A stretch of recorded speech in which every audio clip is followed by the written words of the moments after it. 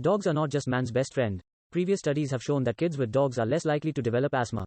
Now a new study may show how, if results from mice apply to us. The work was presented at a meeting of the American Society for Microbiology. The study tests what's called the hygiene hypothesis. The idea is that extreme cleanliness may actually promote disease later on. Researchers collected dust from homes that had a dog. They fed that house dust to mice. They then infected the mice with a common childhood infection called respiratory syncytial virus or RSV.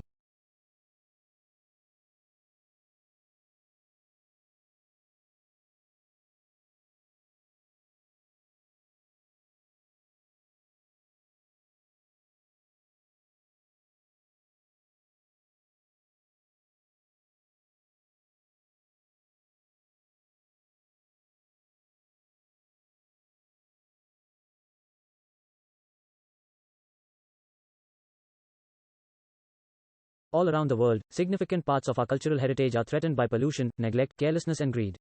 In learning the importance of our history, we come to understand the need to protect significant remains from the past so that future generations can come to understand their heritage.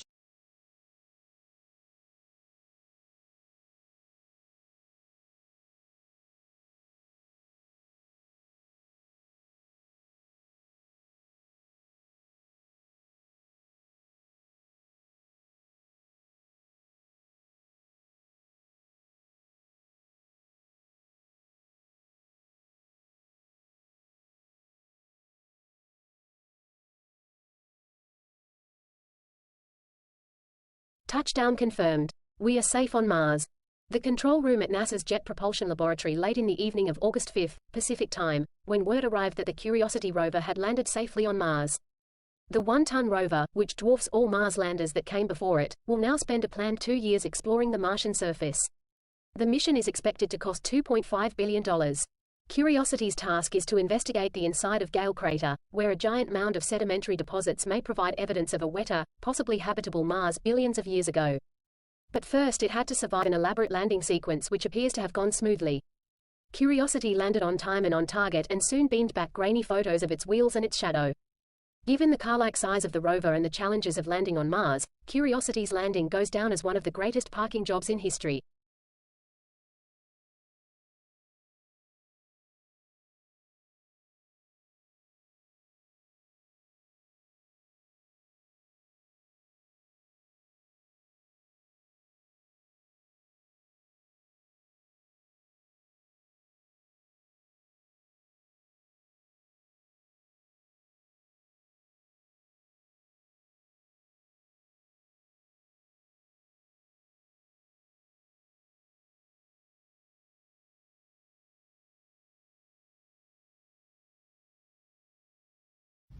Millions of people in North Korea are short of food.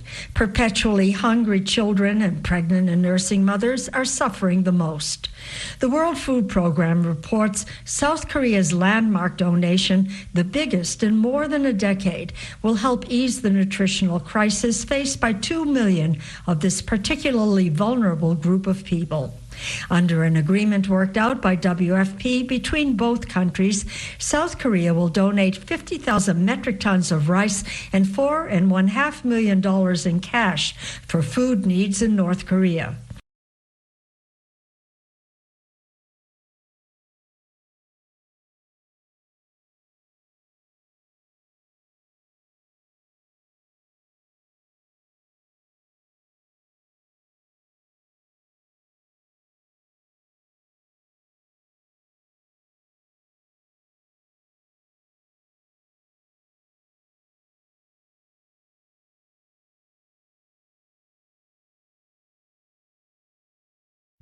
Millions of people in North Korea are short of food.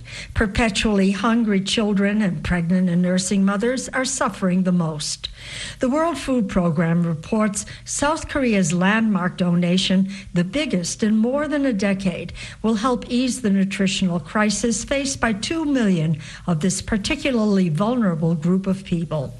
Under an agreement worked out by WFP between both countries, South Korea will donate 50,000 metric tons of rice and $4.5 million in cash for food needs in North Korea.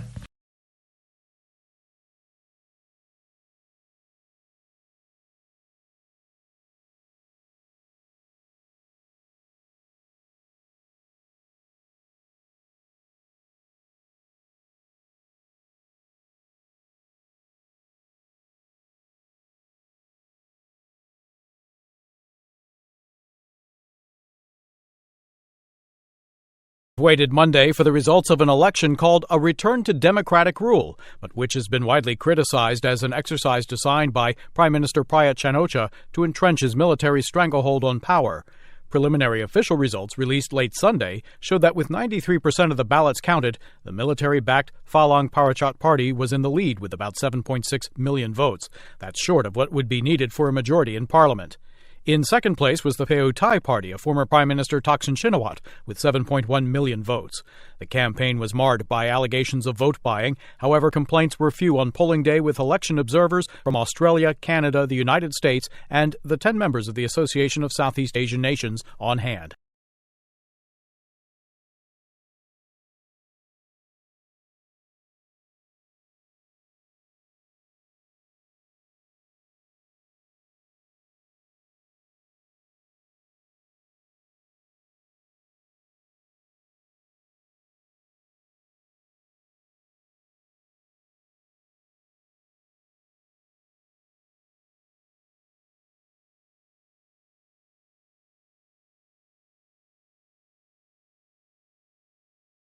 India has downplayed the impact of U.S. plans to end New Delhi's preferential trade status that allows duty-free access to products worth $5.6 billion, saying that India has not assured the United States that it will provide equitable and reasonable access to its markets. U.S. President Donald Trump has directed the U.S. Trade Representative's office to remove India from a program that grants it preferential trade treatment.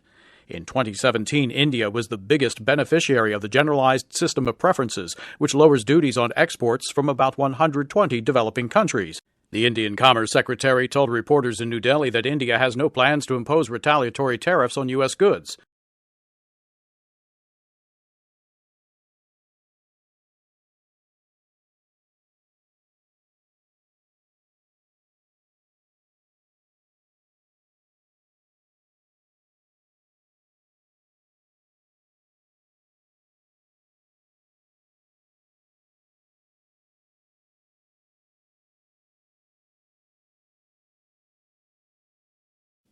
The World Health Organization says 12 years ago, India alone was responsible for almost 70% of all polio cases around the world.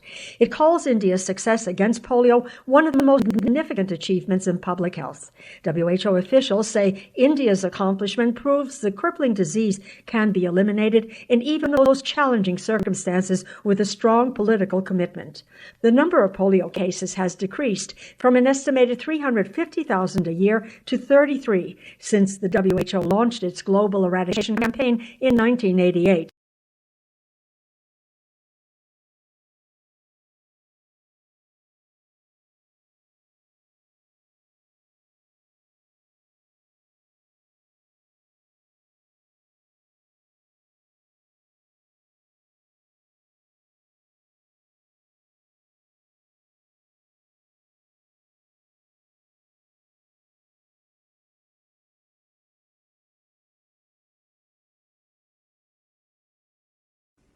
Heavy rains are expected to fall in a few weeks. Aid agencies are racing to shore up flimsy shelters and stabilize shaky terrain before the monsoon season begins. The UN Refugee Agency says the work ahead is monumental, but preparations are off to a better start this year than last. Aid agencies last year had to deal with a massive influx of more than 740,000 Rohingya refugees fleeing violence and persecution in Myanmar. They arrived over a period of a few months, straining local resources and requiring vast amounts of humanitarian assistance.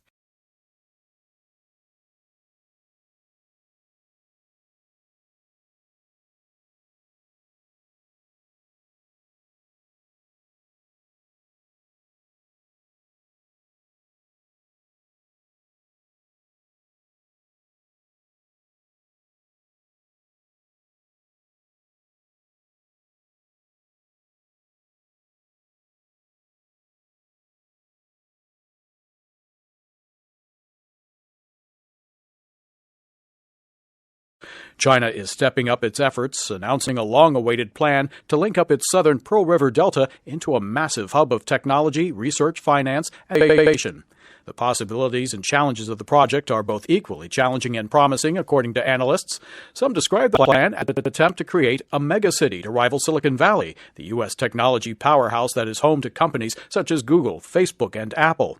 But while Silicon Valley has a population of 3.1 million, the Greater Bay Area will link up 9 cities together with Hong Kong and Macau, with a total population of about 70 million. And the economic heft, state media argues, to drive the Chinese economy, let alone the world.